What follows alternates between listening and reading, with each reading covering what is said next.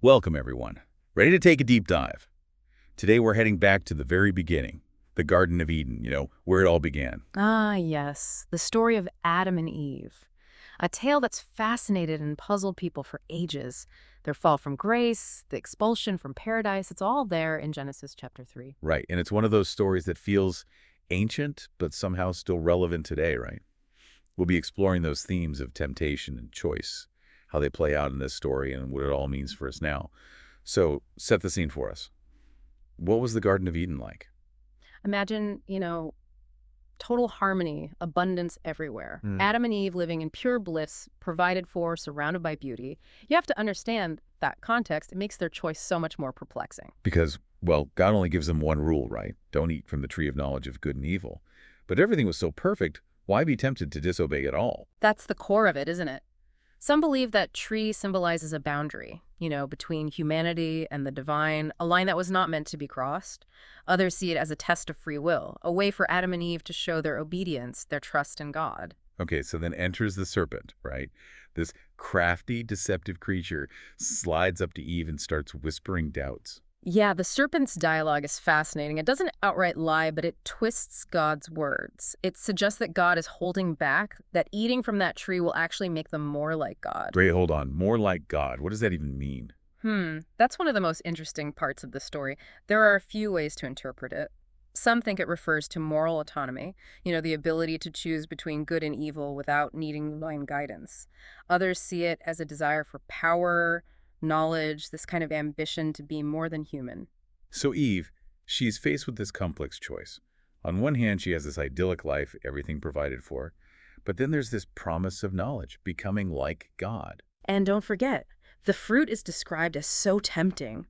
Good for food, pleasing to the eye, desirable for gaining wisdom. It appeals to all her senses, her intellect, her deepest desires. It's like the serpent knows exactly what to say to get to her. Absolutely. It preys on Eve's curiosity, her desire for something more, something beyond what she has. And in the end, she takes a bite. And she shares it with Adam, right? He eats it too. So they both disobey. It's interesting that they make this choice together. That shared act, it's crucial. Some see it as love for each other, a willingness to face the unknown together. Others see it as shared responsibility. They're both involved in this act of disobedience. And everything changes right then. The text says their eyes are opened, but not in the way the serpent promised. Instead of becoming godlike, they feel shame. They realize they're naked, exposed. Powerful image, isn't it? Loss of innocence, sudden awareness of their vulnerability. They're not in that childlike bliss anymore. They've entered a world of self-consciousness and moral awareness. And then they hide from God. Their whole relationship with God has changed. Before, it was open communion, walking in the garden. Now they're afraid, hiding. Yeah, that separation, that distance from God, it's one of the most significant consequences. Sin has entered the picture, creating a gap between humanity and the divine. Makes you wonder, if they hadn't eaten the fruit, would we all still be in paradise? That's the question that's haunted theologians and philosophers forever. Maybe it's not meant to be taken literally, though. Maybe it's an allegory for the human condition. Our longing for knowledge, our struggles with temptation, the consequences that come from our choices. I see where we're going with this. So God calls out to Adam, "Where are you?" It's like he's not just asking where he is physically, but something deeper. Yeah, a question that echoes, doesn't it? It's a call to self-awareness, an invitation to own up to our actions. But instead of doing that, Adam blames Eve, and she blames the serpent. The blame game. It's easier than facing the music, and we see it all the time in our personal lives, communities, globally even. So they face consequences. The serpent cursed to crawl, this enmity between serpent and humankind. That curse, it introduces this cosmic battle between good and evil, a common theme throughout so many traditions. And then for Adam and Eve, specific punishments.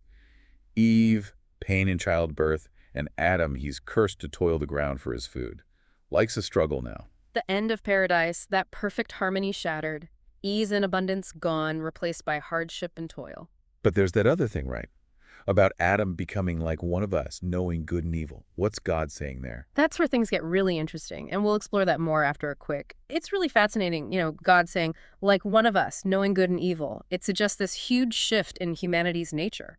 Before eating the fruit, they lived in innocence. They didn't even know the difference between good and evil. Now they've crossed that line. So by eating the fruit, they gain this awareness, right? the Yeah. ability to know right from wrong. But why is that a bad thing? Well, it's not necessarily bad in itself. Think of it this way. A child doesn't understand the danger of fire, but an adult does. With knowledge, you get responsibility.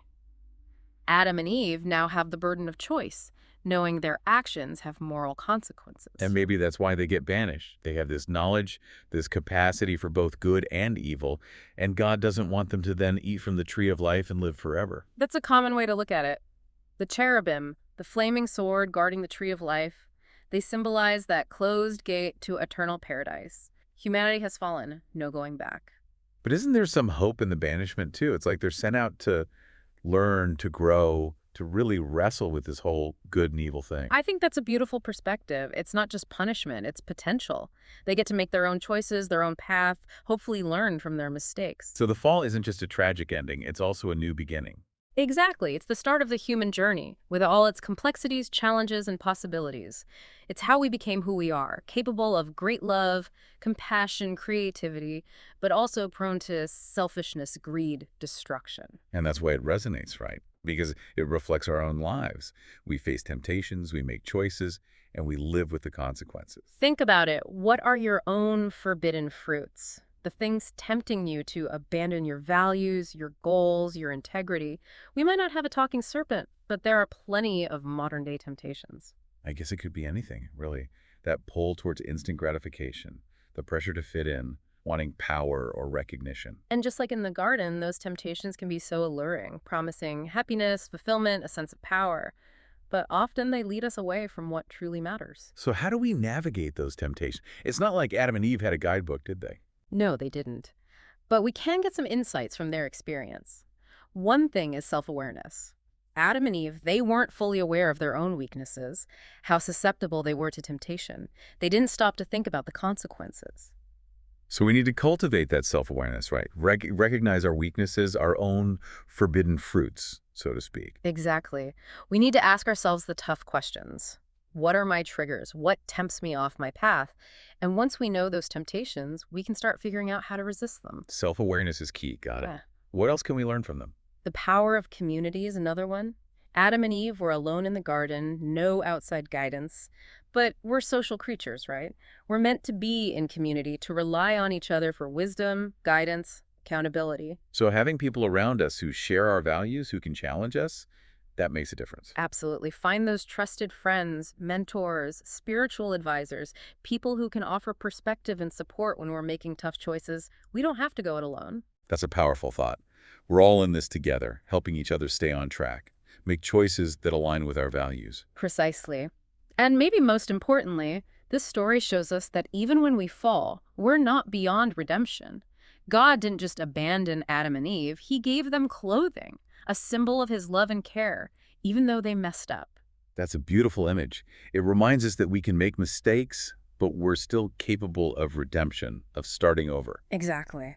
The story isn't just about falling, it's about getting back up. It's about learning, forgiving ourselves, moving forward with more wisdom, more compassion. So we've come to the big question, haven't we? How does this ancient story connect to us now? How do we apply these lessons to the challenges we face today? That's the question, isn't it? And we'll dig into that even more after a quick. All right, so we're back, ready to wrap things up. Mhm. We've been talking about Adam and Eve, their fall from grace, all the consequences that came from that one choice. But how does this story apply to us now? How can we use these lessons in our own lives? It's a good question. We might not have a real Garden of Eden or a talking serpent, but temptation, choice, consequence, those are still very real, right? Think about your own life, your values, what you want to achieve. What are those things that tempt you to go off track, to compromise, to settle for less? Yeah, it's like we each have our own forbidden fruits. Things that look appealing, promise happiness, success, but they can lead to regret or disappointment. Exactly. It could be that desire for instant gratification, choosing the easy way out, or maybe it's the pressure to fit in, even when it goes against what you believe. And sometimes it's not even about doing bad things. It's about neglecting what matters, our relationships, our health, our spiritual side. It's easy to get so busy that we lose sight of what's really important. That's a good point. It's so easy to get distracted by the shiny things, the promises of quick happiness. True fulfillment, though, That comes from building a life with meaning, with purpose. It comes from living according to your values. So how do we resist? It's not like Adam and Eve had much guidance. They kind of messed things up pretty badly. Huh. That's true. But their story does give us some clues. Remember self-awareness. The first step is to know your weaknesses, your own personal forbidden fruits. What tempts you? What are your triggers? What situations make it harder to make good choices? And once you know those weaknesses, you can start figuring out how to overcome them. Right. Like, if I know I overspend when I'm stressed, maybe I avoid shopping when I'm feeling overwhelmed. Right, it's about setting boundaries, being disciplined, learning to say no to things that aren't good for you. It's not easy, though, is it? Even when we know better, we still make mistakes. That's being human. We're not perfect. We all slip up. The important thing is to not give up on yourself. Remember God giving Adam and Eve clothing. It's a symbol of his love, even when they messed up. Yeah, it's a reminder that we can mess up, but we can still find redemption. We can always start fresh. Absolutely. Adam and Eve's story isn't just about falling. It's about the possibility of getting back up. It's about learning from those mistakes, forgiving ourselves, and moving on with more wisdom, more compassion. This has been a really insightful deep dive. I'm leaving with a lot of hope. Even though we all face temptation, we all make mistakes, we're not alone, we have each other, we can grow and change, and there's a God who believes in us, even when we don't believe in ourselves. Well said. May that knowledge help us live more intentionally, make wise choices, and create a world that reflects the beauty of that original garden, even with all the challenges of today. And that wraps it up for this deep dive. Until next time, keep exploring, keep asking questions, and keep diving deep.